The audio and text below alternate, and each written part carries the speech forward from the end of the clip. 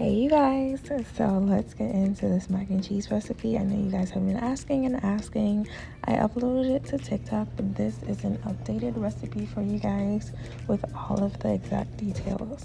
So now I start with about 2 boxes of corkscrews, and then I fill my pot halfway with some water, and then I fill it up with 1 bottle of chicken broth as well.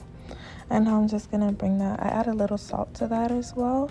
I want to say about a couple sprinkles. I want you guys to start to get comfortable with like not looking for measurements. Just a couple sprinkles. Bring that up to a boil, and then I add in my corkscrews to that, and I cook them for about 5 to 6 minutes just until they're al dente. Making sure that I mix after I pour them in because you don't want them to stick together. Now after they boil and they're al dente, they're gonna look like this. Mix that around a little bit more, and now we're just gonna take it out the pot and put it into a strainer really quick.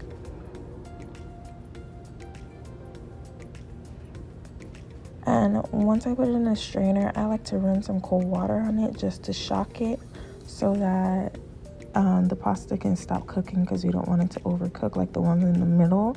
That's still gonna be really hot if we don't shock it. Now I'm going in with about half a cup of flour and one stick of butter, which is half a cup as well, so equal parts flour, equal parts butter. And I'm just gonna mix that around to make sure that I cook off the flour a little bit. And the end result that we want is to look like, like this pasty, clumpy, like how that's what we're going for. So if you need to add more flour to get to that, please do so. Now, you guys want to make sure that you have all your ingredients next to you for this, because it's going to move kind of fast. So now we're going to go in with the half and half. For the half and half, I use about 2 quarts. So that's 2 of the big bottles. And I'm just making sure to pour that in slowly. So I do it like half of a bottle at a time. So I do half and mix it up. Let that come up to temp a bit more, and then I do the next half, mix it in. So basically it's going to be almost like 4 parts. You can separate it into 3 parts if you want to. Just don't pour it in all at the same time, or else it's going to take a lot longer to get your sauce thickened. Now I'm just taking my time here and making sure that I'm mixing this up really well. We don't want to see any clumps of flour. So do take your time and really get into it. Make sure that everything is gone if you need to. I was using my plastic whisk here because I couldn't find my metal one, but I definitely would recommend a metal whisk for this part. If you have one, it's going to make it a lot easier on you. And like I said, I'm just going in here with the rest of my milk after that came up to temp. And I'm just mixing it around. All right, so next up, after my milk has came up to temp, you can see here that it's getting hot, but it's not boiling. I'm gonna add in 1 block of the Velveeta cheese, like the big block, not the small size. There's only 2 sizes. There's a smaller size and there's a really large size. I used a really large size. And I'm just pouring that in a little bit by bit, and then I'm just taking my time to mix that up. This is why I said I would use the metal whisk, because I was having some problems with the plastic whisk and the Velveeta, because it was a little bit harder to, get it really like smooth out, but it's okay, I got it to work. And as everything heats back up, don't worry if it's taking a bit of a while, just make sure that you keep mixing. I'm gonna go ahead, once it's like halfway melted, I'm gonna go ahead and add in, I grated up 1 block of mozzarella cheese, and I'm just adding that in. Now I'm gonna go ahead with my grated 1 block of sharp cheese. And I don't use any special brand, literally. I use whatever block I can find. I mostly find the Kraft in my Walmart. Sometimes I use the Cracker Barrel one as well, but it's all up to you. You can use the Publix brand if you have Publix by you. It's all up to you. Or you could use shredded cheese as well. That works perfectly fine. There's nothing wrong with shredded cheese. I just prefer to have the freshly grated one because it melts a lot faster. So now I'm gonna go ahead and add in 1 bag of the Fiesta craft cheese blend. Now this is optional. Like I said, you guys don't have to use the bag cheese. If you want, you could grate another block of the cheddar cheese, whichever one that you would like, mild or sharp, and you can add that in here as well. Just make sure that when you're mixing, you guys don't scrape the bottom of the pot, because you're gonna get like those little clumps of like, you know, like burnt cheese inside of your cheese, and it's not gonna look that pretty. Now I'm just going in with my seasonings here. For seasonings, I'm just literally using like half a teaspoon of each seasoning. Like I told you guys from the TikTok video, I don't really care to have my mac and cheese over seasoned. I don't know if that makes sense, but I still want it to taste like mac and cheese. So I just go in with some onion, paprika, black pepper. I'm going to list everything in the description box below. And now I'm cracking 2 eggs into my pasta noodles. This is just going to act as a binder to help the cheese sauce and the noodles stick together, basically. It's just going to stiffen it up a little bit more. Now after I have that mixed, I'm going to take my noodles and I'm going to slowly add them into my cheese sauce. You want to make sure that you're coating every single noodle, every single one, and make sure that you take your time with this part, because we don't want the sauce to spill over or waste any noodles throughout this process. You could have transferred this to another bowl, but I just prefer to use the pot. If you do decide to use your pot as well, just make sure that you're not scraping the bottom of the pot.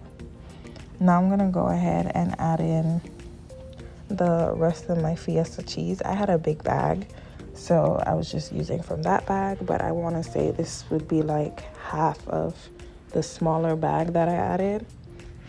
And now I'm just gonna mix that up. And I let the mac and cheese sit for about 5 minutes after I'm mixing this final set of cheese. What that's gonna do is that all of the like starches in the pasta is gonna make the sauce really, really thick and nice. You're gonna see in the next clip when I'm scooping it out to put it inside of my pan. But like I said, just be sure that you're not scraping the bottom of the pot. I scraped a little bit here. I don't know if you guys can see. I had like a couple chunks here, but it was okay. It's not the end of the world if you do. So this is what it's gonna look like afterwards, after it's sat for like a couple minutes. It's gonna get nice and thick like this. And now we're just gonna prep our baking pan while that's sitting there. I just spray my pan, nothing special. I just use some Pam, and then I scoop in that first layer of pasta. You see how thick it got here?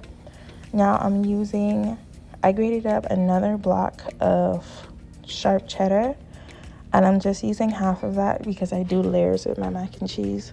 So I'm gonna use half of that on the first layer,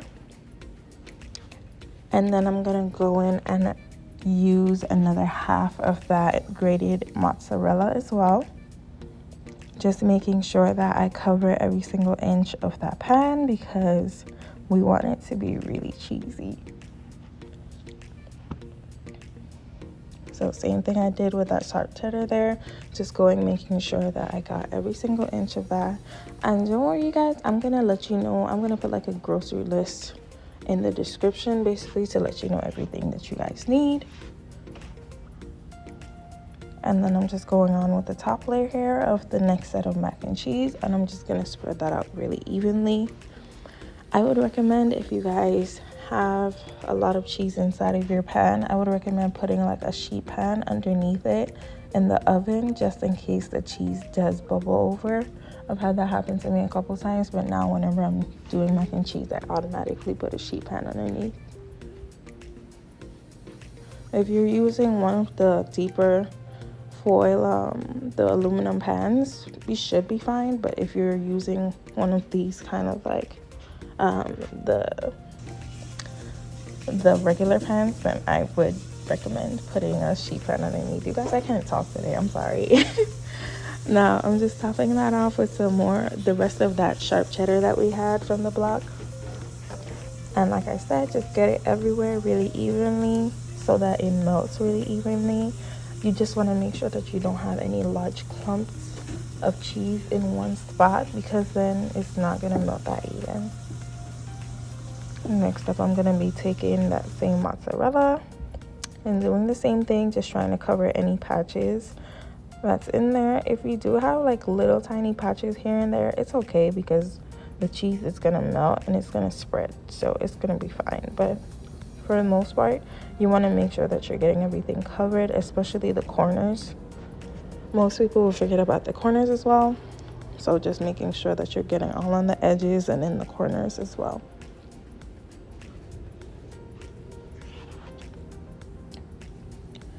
And there's no rush with this macaroni recipe. You literally want to take your time and put some love into it, because the end result is going to be so rewarding to you.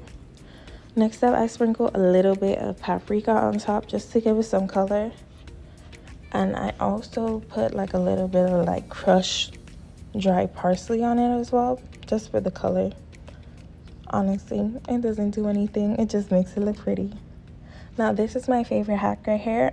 I'm going to cover it with some aluminum foil, but I spray the aluminum foil with some Pam first, and then I cover it up. This way the cheese does not stick to the foil. I know we always have that problem where the cheese gets all over the foil and it makes a whole mess.